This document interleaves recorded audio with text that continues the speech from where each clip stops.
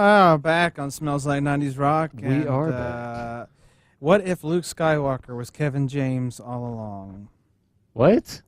Yeah, that particular sentence broke me up earlier in the evening. Michael Smith and I were talking about this during the 80s Rock Off about who could direct Star Wars other than, J.J. Abrams and all of them. Who would make good directors, whatever. And we came up with this weird combination of M. Night Shyamalan and Adam Sandler.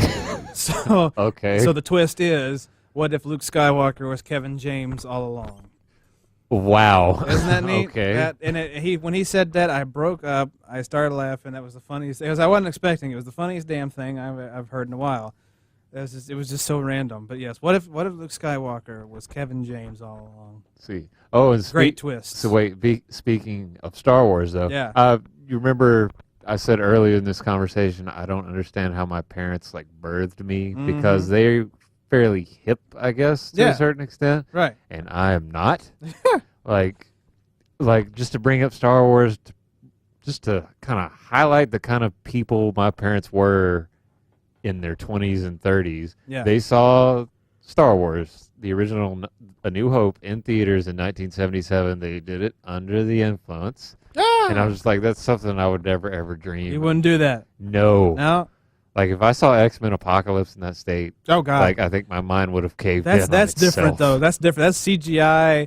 Back in the day, you had actual models and stuff. I'm afraid people might actually have a stroke if they were on drugs watching movies like The Avengers or X-Men or any of those today. No way. Couldn't do that. Maybe a few of the earlier X-Men Maybe. movies. Just because they're older, but I mean... Yeah.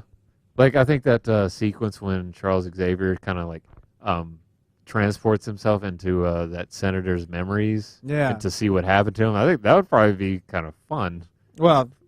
Or it could be, kind of scary or terrifying. We don't know because you're not Professor Xavier. No, I'm not. Not even a little. No. But speaking of which, I forgot. I don't know. Did we get into great detail about this last week? But Hugh Jackman's cameo in the film. Yeah, it was shoehorned very pointlessly. Shoehorned. Spoilers if you've not seen it. I saw it again this week. Why? With my girlfriend. She wanted to see it. She hadn't seen it yet. You didn't tell her it was awful? No, she wanted to see it. So I'm like, all right, we'll go. And so we watched it, and it just I said, okay, we got to that scene again. He's in it for literally 5 minutes. Hugh Jackman is Wolverine. Yeah, he kills 30 people. He's like Weapon X now. Yeah. And when he ran out the door and ran into the snow, I started laughing because in my head I said he's running to the cashier to get his check now. Yeah, pretty much. That was how much money do you think he got paid just to be in that movie for that short amount of time? And for that pointless He doesn't say anything. He doesn't say anything. One line. I would have been more than happy if his cameo was like what it was in First Class. Yeah, just find a way for F off or whatever he said in that. It was hilarious. It was great, fantastic. It was great. That's all he needed. Yeah, this was just, and it was just shoehorned. It was too long a cameo too.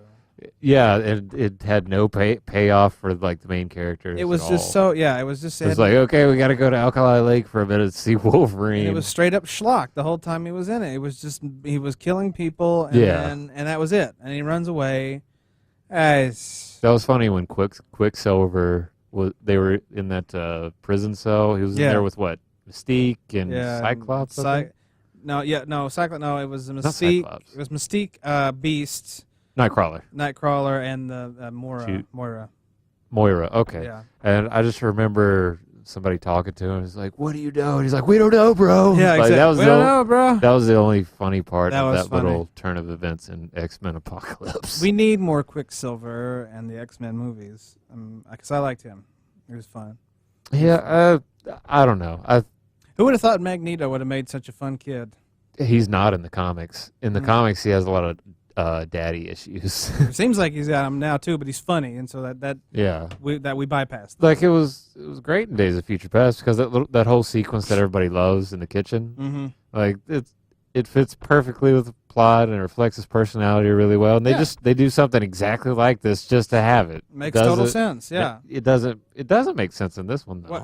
Well, it kind of makes sense, but they were really stretching it. It's a good subplot that will probably branch into more in the next one. I was I was groaning a little when that scene was happening.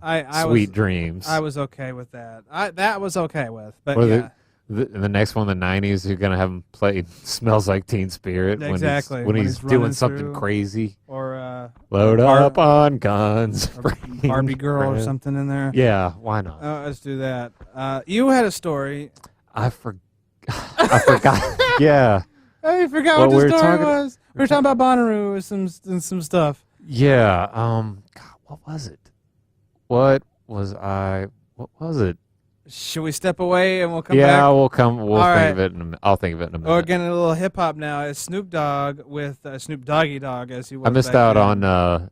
I did miss out on R. Kelly. That was kind of a regret. No, I heard Remix to Ignition from my tent. Well, I would go stamp just for that song, and then I would leave. R.